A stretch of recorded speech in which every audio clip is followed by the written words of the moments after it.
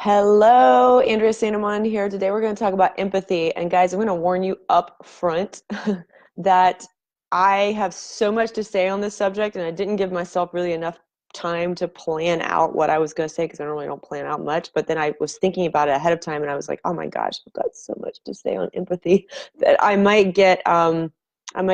not be as clear as normal. So if I do say something, or if you have questions, post them. I'll try to get them in the comments or post them below, and I'll try to get to it. So I actually want to talk about good empathy versus bad empathy. And there is really no such thing as bad empathy, because empathy is energy.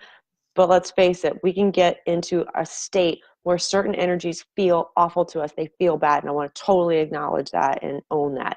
So good empathy is when we're feeling all in our power. We're feeling like just totally in our space. Boundaries, very healthy boundaries are drawn, and someone can share with us what they're suffering, and we're okay. We're totally okay with that. We can be an amazing listener. We can give great advice. Stuff's just flowing through, and people are like, oh my gosh, it feels so much better. And we feel great after it's over. That's good empathy. That took me years to get to, y'all. I spent years in bad empathy. So no judgment here if y'all are there. None whatsoever. Bad empathy is when you're in overwhelm. You're in absolute overwhelm. You're feeling so freaking sensitive, like everything is just too much for you. You don't want to go out in a crowd. You might be smelling people, you're feeling them, or you're just so overwhelmed, you're just getting barraged. Or when you really get overwhelmed, you're just anxious. That's it. You're just so anxious and you cannot recover, and you don't really know what sensitivity it is that's putting you overboard. That's real empath overwhelm. That's where I spent years. Um, that's also bad empathy, is where you feel like you're looking around at people, and I've seen some posts recently where it's like everything I see is evil. And evil is a really harsh word, but it's a tool. That's a tool, and I want to embrace it and use it. Or you just see pain and suffering everywhere. That's all you're getting is pain and suffering. You're not picking up on other people's joy and happiness. It's just pain and suffering. For me, it finally got to a point where I was just like, I'm just surrounded by zombies. I feel like I'm the only awake person on this freaking planet. And it was awful. So I get it. If you're there, you can get out. So bad empathy is a tool. It's something we need to recognize. And if you're in a state of overwhelm or bad empathy, it's a tool that's telling you something, and it's telling you like you need to go in another direction. So let's break down all the ways bad empathy shows up, because it could be psychological, emotional, or spiritual. All of it involves not drawing boundaries, though. Boundaries is the name of the game in this business with everything. So if you find yourself surrounded by people, including your family, I know that could be super hard, but people that have been in your clique, been in your circle, could be your best friend even, and suddenly you're just like in overwhelm all the time, it's time to say no. It's time to draw a real firm no. And I know that's one of the hardest things on the planet to do. But if you're really having problems saying no, go to a counselor. Actually, that's a good time to go to a counselor and say, what the heck is wrong with me? Why can't I say no to this person? What's going on psychologically? Because psychological empathy is a thing. It's real. A lot of times what we're afraid of with being with someone else's suffering is that we're afraid of our own suffering. We're afraid of suffering in general. We're not ready to embrace some pain that needs to be expressed and dealt with in ourselves, like some heart pain, some gut pain. And by gut, I don't mean like physically. I mean, real, there's something that we need to deal with in ourselves. And this work, any spiritual energetic work, will constantly bring up your stuff. And I think I said that in a couple of videos ago. So use that as a tool. If you're starting to feel in total overwhelm, like, okay, whoa. Do I need to just say no to this person and cut them out of my life? Or is this actually bringing up something psychological in me, something emotionally in me that I need to deal with? And go deal with it. Go deal with it. You have to. We have to deal with our stuff before we can move on. And physical empathy is another thing. If you're like actually physically taking on someone else's heart pain or migraines or knee pain, acknowledge that it's not yours, draw the boundary, say no, move on, or be like, okay, why am I afraid of this pain? Why am I so afraid of this that it's gotten me in the upside down and I can't draw boundaries and I can't use this to help me? Spiritual empathy is the same way you can get in the upside down. And I will tell you this is weird. This is a weird lesson that I've learned. My guides will send me stuff, and I've learned that from working with a lot of you guys as well. Your guides will send you tests to get you to start practicing saying no, to get you to start practicing drawing boundaries with the spirit world, because you have to. So they might start sending you premonitions of stuff, or physical pains that one of your loved ones across the country is feeling. And what you can do when you're feeling like, okay, I've got something here, I know it's psychic, I know it's spiritual, it's not, it's nobody around me, you can start practicing saying no. And you say no in no uncertain terms. You tell the universe, you tell your guides, you tell God, whoever it is, you tell your higher self, whoever it is you feel like you want to talk to, you speak to the angels and you say, do not give me this information unless it's actionable and I could do something with it.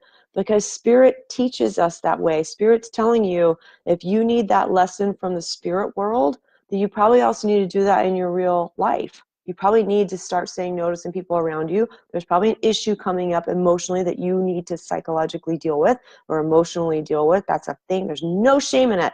We're here to like constantly experience and get higher and higher and higher consciousness. So that's not like, that's okay. That's totally okay. A lot of professional mediums actually would give you a joke really quickly.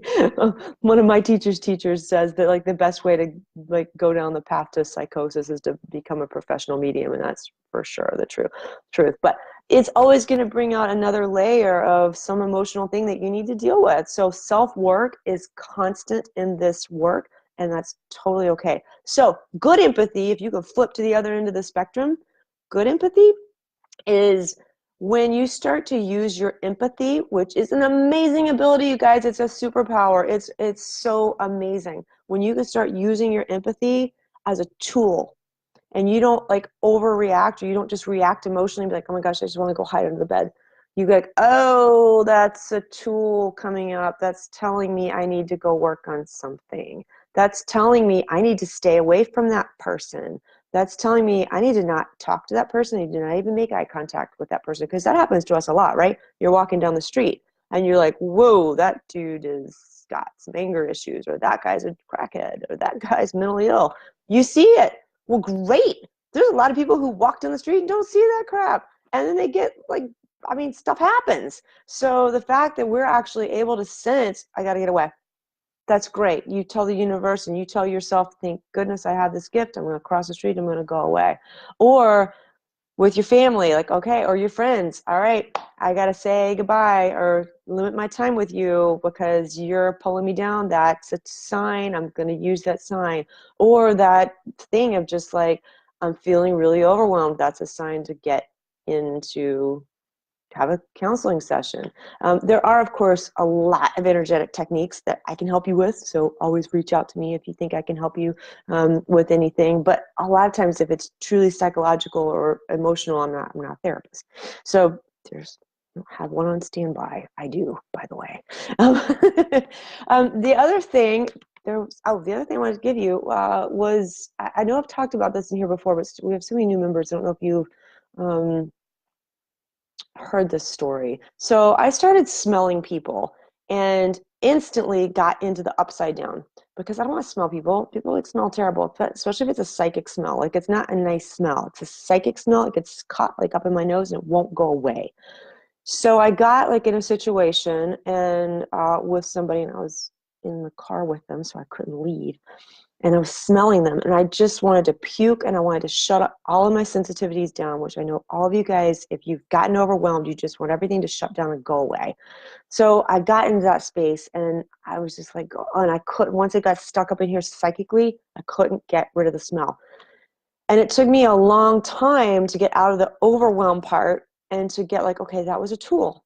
That's actually a tool. And if I can figure out what that smell meant, if I can figure it out, then the next time I smell it, I can use that as a communication tool, either for myself, that there's something going on with me that I need to recognize, or something going on with somebody that I'm physically interacting with, or it's a spiritual communication that I need to convey that information. And the smell to me, I associated it with this person's diabetes and septicemia, like rotting in your like in your gut. But after I smelled the smell a couple of times, I realized what I was smelling was the energy of denial and the energy of manipulation. But so it's that spectrum of going from overwhelm and wanting to shut down to being like, okay, I got this. I don't need to be afraid of this smell. I actually, there's nothing going, I'm not afraid of being diabetic or having all these other things going on. I was being manipulated. I was in a situation where I was being manipulated. So that smell did raise to me a tool that I had to figure out. And I was in total denial about being manipulated because I didn't want to believe I was being manipulated by this person. So that's like the emotional, psychological thing that I had to face and work through, and then start drawing some better boundaries with this person. And now I know I've got that as a tool that every time I smell that particular smell again, it could be one of those four things. So that's taking like a bad overwhelm empathy and turning it into something good. So I hope, and the good obviously, is always when you could use what we have as a tool and use it for spirit communication or use it for psychic communication. We heal somebody and we are in that place of power. We've drawn all of our boundaries. We've told the universe, don't give us information we can't use. We've told people around us, go away at the right time. That is when we're like in amazing empathy, and then we can start using our empathy for good and for healing and to really connect deeply on soul level with another human being and heal them. So I want all of y'all to get there, because no single one of us can heal the planet by ourselves. So if anybody is literally in like empath overwhelm, there's no shame in that at all. There's a lot of work that can be done to flip you, around and start working on it. And I would love to help give you the tools for that. So reach out to me for a session, or post questions below, anything. But let me know your thoughts, and I will talk with you and see you soon. Okay, bye.